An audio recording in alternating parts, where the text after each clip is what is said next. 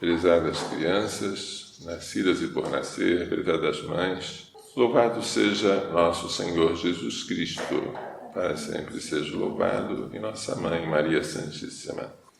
Hoje lemos o segundo canto do servo do Senhor, que aparece no profeta Isaías. Este servo foi chamado pelo Senhor desde o ventre de minha mãe, antes mesmo de nascer. E é sobre isso que fala o Salmo 70. Sois meu apoio desde antes que eu nascesse, desde o seio maternal, o meu amparo. Este servo foi escolhido por Deus para pregar. A sua palavra é como uma espada afiada. Ele se tornou como uma flecha aguçada. Tu és o meu servo, em que serei glorificado. Mas parece que a missão do servo é fracassada, porque ele diz: trabalhei em vão, gastei minhas forças sem fruto, inutilmente. É o que aconteceu com Jesus. Ninguém mais do que ele poderia dizer: trabalhei em vão, gastei minhas forças inutilmente, porque toda a sua vida, o seu ministério, termina no fracasso da morte. Condenado entre dois ladrões, traído por um dos discípulos, renegado por outro 3 vezes. No entanto, o Senhor me fará justiça, e o meu Deus me dará recompensa. A última palavra será, portanto, de glória. O Senhor diz então ao seu servo que é pouco para ele fazer reunir os filhos de Israel dispersos. Agora, a sua missão vai se estender a todos os povos. Ele vai se tornar luz das nações, para que a salvação chegue até aos confins da terra. Então, o aparente fracasso do servo faz dele um Salvador universal.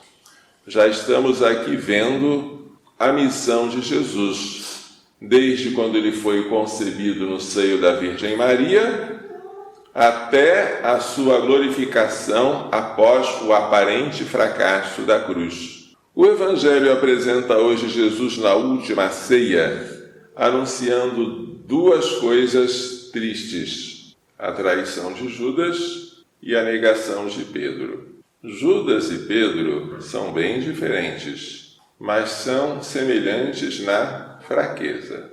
Judas trai Jesus por dinheiro.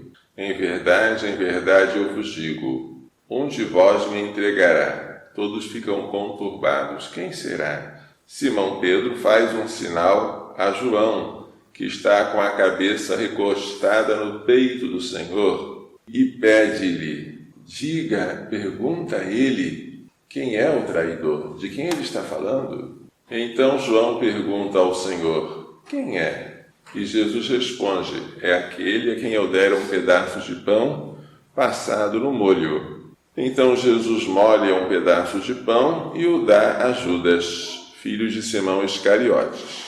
E juntamente com o pão entra em Judas Satanás. E Jesus diz a Judas: o que tens a fazer, faze logo. E ninguém entendeu o que Jesus queria dizer, porque como Judas era o tesoureiro, ele guardava a bolsa comum, pensaram: vai comprar alguma coisa para a festa, ou então dá alguma esmola para os pobres. Mas, na verdade, Judas saiu e era noite. Não é apenas quanto ao tempo, mas quanto ao estado.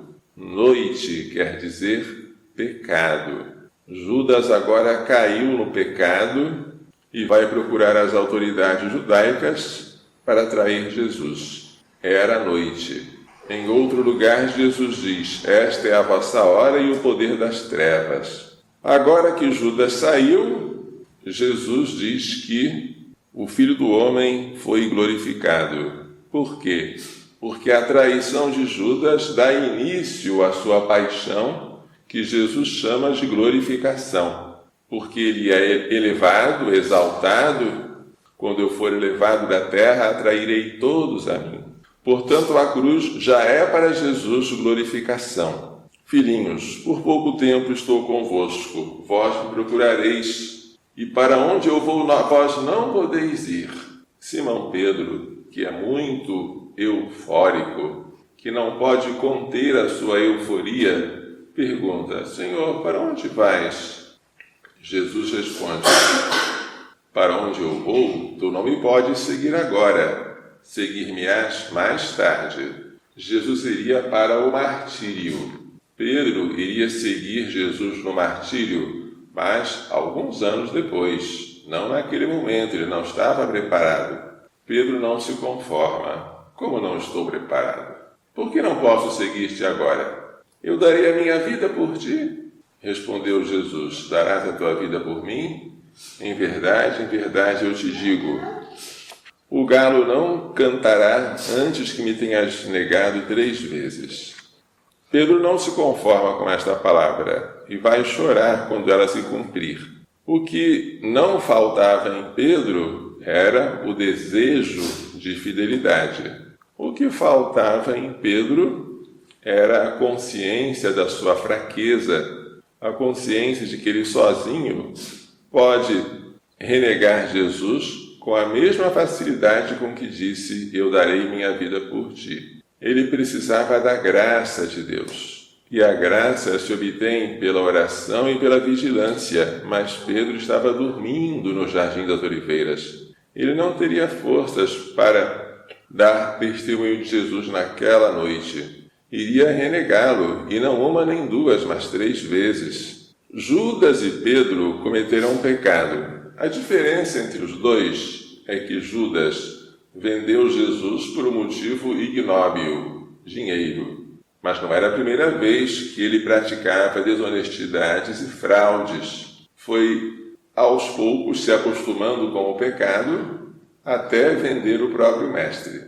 Pedro era alguém fiel, alguém que amava muito Jesus, mas que não contava com a sua própria fraqueza. Só boas intenções, só aquela euforia que se tem depois de um retiro, de um encontro, de uma pregação, é pouco. E Pedro pensou que por sua própria vontade ele iria permanecer fiel, mas não, nossa vontade é fraca. E a nossa força está na graça de Deus, que nós devemos implorar. Portanto, se formos santos, não é por nossa causa, mas porque Deus agiu em nós com a nossa graça. Se formos pecadores, não é por causa de Deus, é porque nós resistimos à graça dele. Judas não iria pedir perdão, embora depois viesse o remorso. Ele acharia que seu pecado era tão grande que nada mais lhe restava senão o desespero, e foi enforcar-se. O segundo pecado foi maior que o primeiro,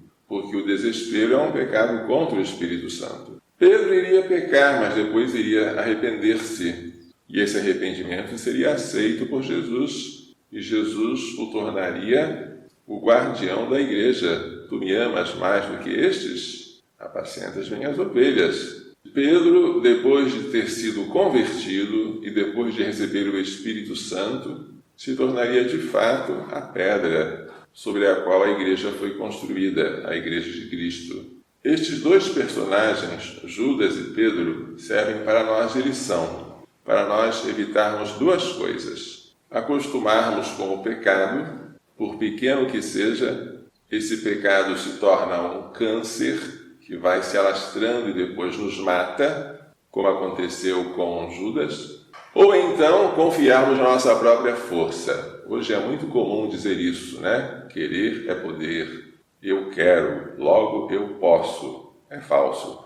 Esta frase só se aplica para Deus. Para nós, não. Querer não é poder, infelizmente. Tanta coisa nós quereríamos e não podemos. Mas o que podemos dizer é: tudo posso naquele que me fortifica. É o que São Paulo dizia aos Filipenses. Então, o segundo cuidado que devemos ter é o de confiarmos demais em nós mesmos e de não pedirmos o socorro da graça de Deus. Maria Santíssima, Mãe da Divina Graça, que presenciou a perdição de Judas, mas também o arrependimento e a conversão de Pedro, nos faz entender e pôr em prática as lições desta liturgia. Louvado seja nosso Senhor Jesus Cristo. Para sempre seja louvado, nossa Mãe Maria Santíssima.